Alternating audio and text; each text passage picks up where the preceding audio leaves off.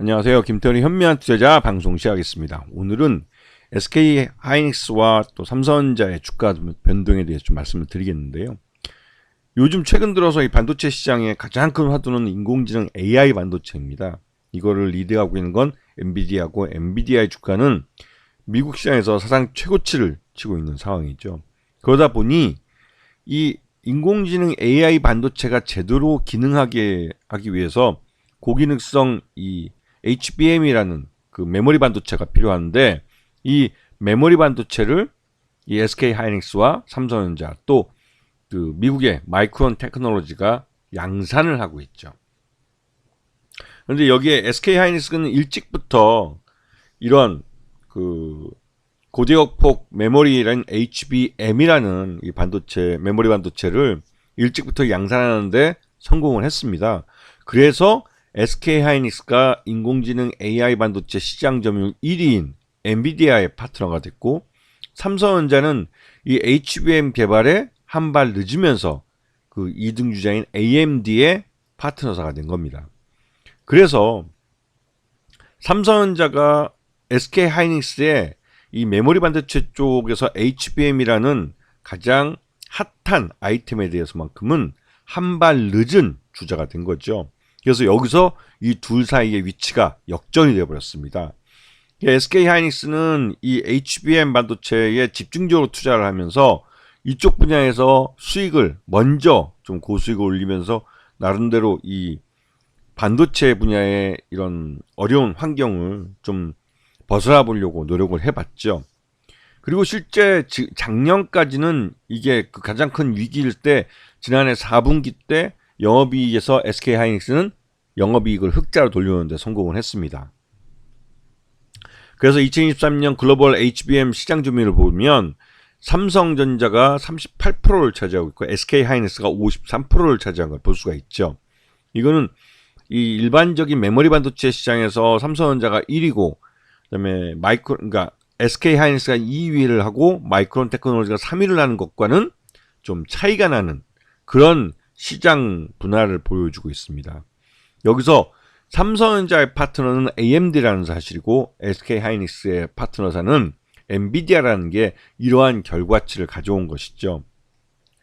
그리고 요번에 엔비디아가 새롭게 인공지능 AI 반도체를 공개를 하면서 SK 하이닉스부터 HBM3E라는 보다 개량된 그 고대역폭 메모리 반도체를 대량으로 이제 구매하는 것으로 발표를 했습니다. 이로써 SK 하이닉스는 여전히 HBM 시장에서 삼성전자보다 앞서간다고 인정받을 수 있었죠.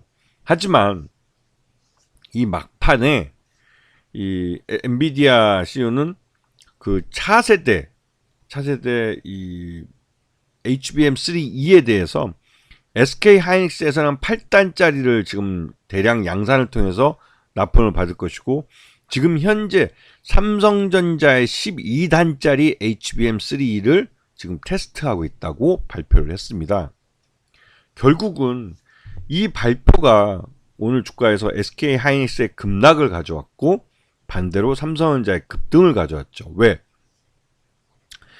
이번 발표로 SK 하이닉스가 엔비디아를 파트너로 잡고 8단 HBM3 납품업체가 선정되면서 이 HBM 시장의 선두업체로 치고 나가는 게 이게 마지막이 될 수 있다는 불안감을 가져온 겁니다. 그래서 외국인 투자자들도 이 SK 하이닉스에 대해서 이제 차익 실현 매물을 이제 던져버린 것이고, 오히려 삼성전자에서 대규모로 이 순매수를 보여준 거죠. 왜냐면 이 삼성전자는 하루에 5.49%라는 어마어마한 상승세를 보였습니다. 이거는 이렇게 대형 시가총액 1위 종목이 이렇게 많이 움직이긴 굉장히 어렵죠. 삼성전자가 그 SK 하이닉스보다 그 더 많은 12단짜리 HBM3를 개발하는 데 성공을 했고, 그 샘플을 엔비디아에 제출을 해서 엔비디아에서 이를 테스트하고 있다는 사실이 알려지면서 결국은 SK 하이닉스가 독점하던, 거의 독과점하던 엔비디아 물량을 삼성전자가 결국은 빼앗아 올 것이다 라는 말이 시장에 유포됐습니다. 그러면서 외국인 투자들과 기관 투자들도 서둘러 SK 하이닉스에 대한 비중을 줄이고 삼성전자에 대한 비중을 늘려간 거죠. 삼성전자는 기존 메모리 반도체 시장의 1위 업체로서 생산 능력이나 양산할 수 있는 수량에서 이미 SK 하이닉스를 압도하고 있는 업체이기 때문에 이번 샘플 테스트가 통과된다면 12단짜리 HBM3E 이 메모리 반도체, 고대역폭 메모리 반도체를 대량으로 엔비디아에 납품할 수 있고, 그렇게 되면 SK 하이닉스가 기존에 납품하던 8단짜리 HBM3 메모리 반도체는, 고대역폭 메모리 반도체는 결국은 수량이 줄 수밖에 없는 것이죠. 그리고 다시 한번 삼성전자와 SK 하이닉스의 위치가 바뀌게 되는 겁니다. 이런 것들을 시장에서는 예상을 하고 움직이는 거고, SK 하이닉스가 이 8단짜리를 개발을 하고 양산 수율을 잡는데 너무 집중하는 동안 삼성전자는 예전부터 해왔던 전략처럼 남들보다, 경쟁자보다 한 발 더 앞서 나가서 그 생산과 또 개발과 생산을 앞서 나간다는 전략에 따라서 12단짜리 HBM3 샘플을 개발하는 데 성공을 한 겁니다.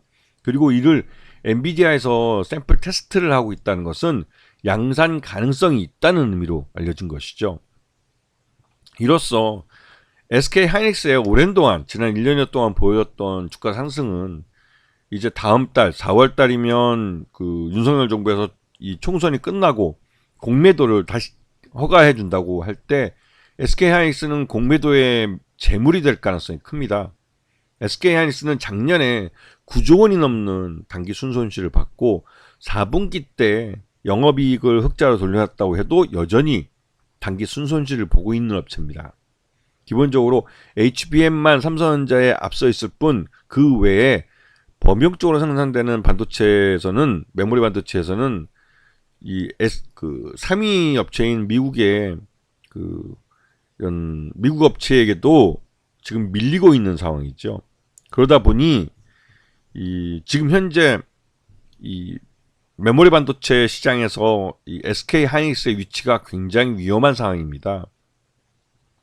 투자자들은 HBM 반도체를 수율을 먼저 잡고 양산에 성공한 이 SK 하이닉스에 대해서 관심이 많았겠지만, 실질적으로 SK 하이닉스 전체 매출에서 HBM이 차지하는 비중이 그렇게 크지 않기 때문에 전체적으로 봤을 때는 여전히 SK 하이닉스의 실적이 적자에 머물 수밖에 없는 상황이고, 이런 상황이 계속된다면 SK 하이닉스는 조만간 대규모 증자를 하거나 하지 않으면 자본 잠식에 빠질 가능성이 큽니다. 그래서 그런 부분 때문에도 SK 하이닉스는 고평가된 것이고 삼성전자는 저평가된 것이라는 분위기가 시장에 팽배했던 것이죠. 이런 시장의 변화를 잘 읽고 대처하셔야만 손해를 보지 않고 수익을 가져갈 수 있습니다. 아시겠죠? 자, 오늘 방송 여기서 마치겠습니다. 감사합니다.